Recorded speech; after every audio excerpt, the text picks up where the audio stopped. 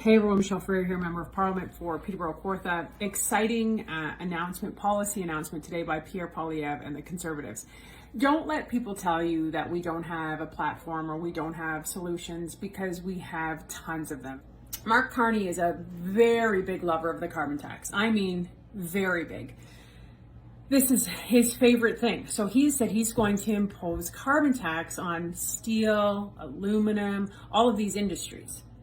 And his logic is, when he got pushed on it with CTV, they said, what we're going to do is make sure not that the government pays, not that we as taxpayers pay, but the large polluters pay.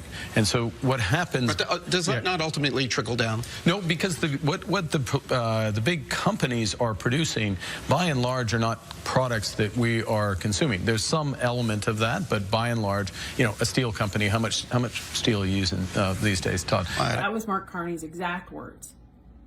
Well, I think you know how much steel you use in a day. I think the thing I'm talking on is made out of steel. The thing that the roof above me is made out of steel.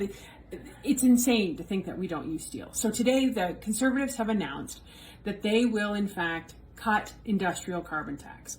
So there was the individual carbon tax, which you see, but then there was the industrial carbon tax.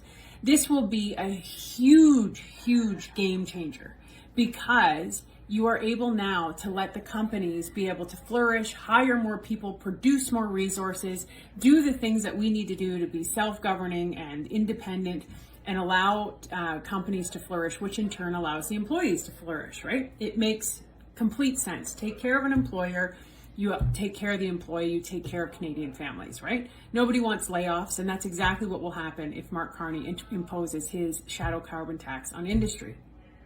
So what does that mean for people who are like, well, what about the environment? What about the environment? Listen, the carbon tax never did one darn thing to help with the environment, and anybody will tell you that. They never met an emission target, and Canada is not the problem when we look at emissions. It never has been. We are very environmentally friendly. In fact, it is our huge polluters across the ocean who are contributing to mass emissions. So how does this help that? For example, National Bank has calculated that we could displace 2.5 billion tons of greenhouse gas emissions in India if we would supply them with our clean Canadian natural gas rather than having them power their economy with coal.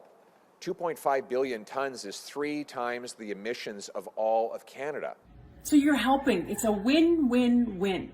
And I'm so proud of the Peterborough Kawartha Conservative Association, Electoral District Association, because at the convention where grassroots policies are proposed by individual electoral districts, Peterborough being one of them, we put forth an environmental policy. The team of volunteers put forth an environmental policy that focused on technology, not taxes.